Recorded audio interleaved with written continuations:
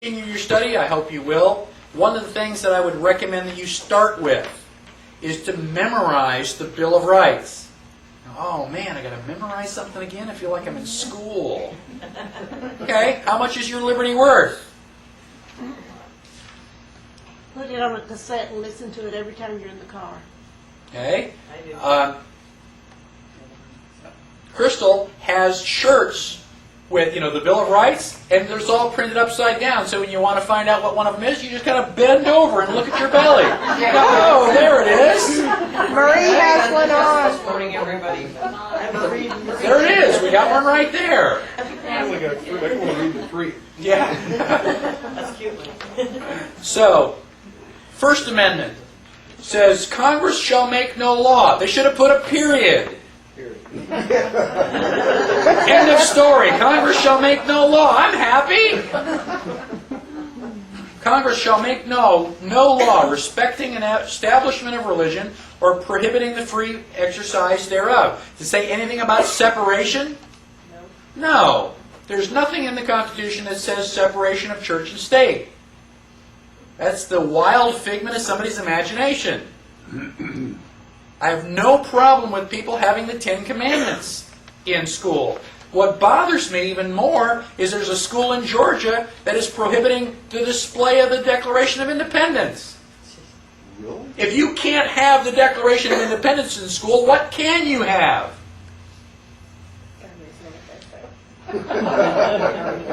Yeah. Or abridging the freedom of speech, or of the press, or of the right of the people peaceably to assemble and to petition the government for a redress of grievances. These are personal rights. You have freedom of speech only in Scrabble and crossword puzzles? You only have freedom of speech in the things that I agree with? No. If that was the only thing, you wouldn't need freedom of speech, because we agree. You have freedom of speech even when somebody else, oh my gosh, I'm going to toss and turn all night. What you say just drives me crazy. I won't be able to sleep tonight. Too bad. It's a personal problem. That's what freedom of speech is. So, petition the government for a redress of grievances. We can sue the government and presumably win. The government works for us. One of the things that they're doing right now is they're taking a remonstrance to Washington. A remonstrance is a word you don't hear very much anymore, but it is a formal complaint against the government. And in this particular case, it's all about the IRS. Second Amendment. A well-regulated militia being necessary to the security of a free state, the right of the people to keep and bear arms shall not be infringed. Does it say anything about the National Guard? No. No. They say, well, wait a minute. What is that well-regulated militia? Well, today, well-regulated means lots and lots of laws. Back in 1776, well-regulated means well-prepared. You got a pound of powder and 16 balls for your rifle, and you know how to use it. Where do you think the Minutemen came from? You hear the bugle call, you grab your gun and you go. You're ready on a moment's notice. That is well regulated. All this talk about, well, a militia means National Guard. The Bill of Rights was ratified in 1791. The National Guard didn't show up until the early 1900s. You telling me the Founding Fathers were premonition? Most people forget that the United States started when the British tried to take our guns at Concord and Lexington. We said, hell no. Texas started out when the Mexicans wanted their cannon back. What did we say? Come and get it. Send it back in pieces. Third Amendment. You probably never hear of the Third Amendment being put to use. It says, no soldier shall, in time of peace, be quartered in any house without the consent of the owner, nor in time of war, but in a manner to be prescribed by law. Well, unless they change the way our soldiers fight, you don't have to worry about that. But back then, the army traveled on its stomach. they'd stop in town, stop marching, they'd say, okay, dismissed. And the soldiers would go knock on the door and say, okay, I'm sleeping in your bed, you're sleeping on the floor. Oh, really? Yeah, I got the gun. This was also for the So- English army. What's that? Wasn't it also for the English army? Yeah, well, armies, any army.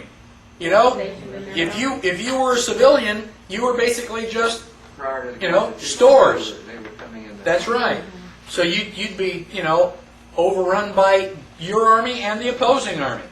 So that probably won't happen anymore. The Fourth Amendment, very important.